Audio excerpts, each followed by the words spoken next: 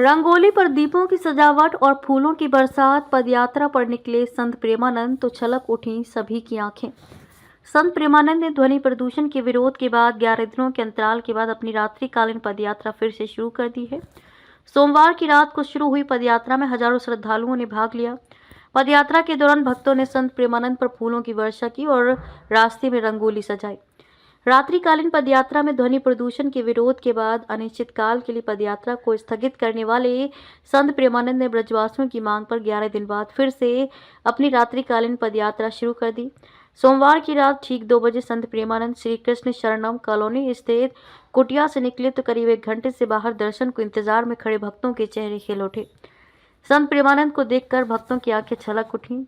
छठीकरा मार्ग से शुरू हुई संत प्रेमानंद की रात्रिकालीन पदयात्रा जैसे ही सड़क पर पहुंची, लंबे समय के बाद दर्शन कर भक्तों की आंखें छलक उठी।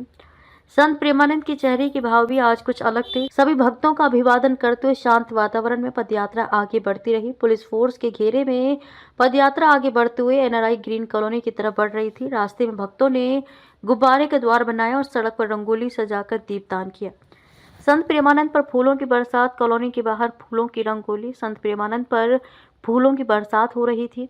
एनआरआई ग्रीन के दरवाजे पर भी बाहर से आए भक्तों ने फूलों से रंगोली सजाई, लेकिन विरोध करने वाले एनआरआई ग्रीन कॉलोनी के निवासी नजर नहीं आए। शांत वातावरण में निकली पदयात्रा करीब 40 मिनट में ही श्री राधा केली कुंज आश्रम पहुंच गई, जबकि इससे पहले पदयात्रा को आश्रम पहुंचने में 2 घंटे का समय लगता था। पहले दिन करीब 10,000 श्रद्धालुओं ने पदयात्रा में संत प्रेमानंद के दर्शन किए।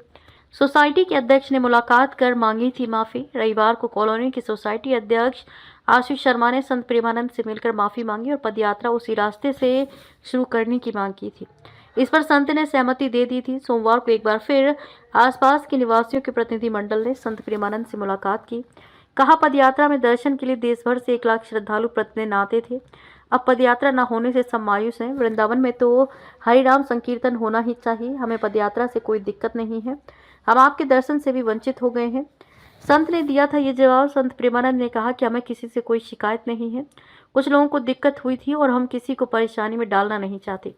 बस इतनी सी बात थी, इसलिए हमने पदयात्रा स्थगित कर रास्ता ही बदल दिया। हमारे अंदर उनके प्रति भी कोई दुर्भावना नहीं है। वे हमारे हैं। हम निश्चित तौर पर सोमवार रात श्री कृष्ण शरणम से रात 2 बजे से पदयात्रा शुरू करेंगे। चिंतित न हो, नियमित रूप से पदयात्रा अब जारी रहेगी।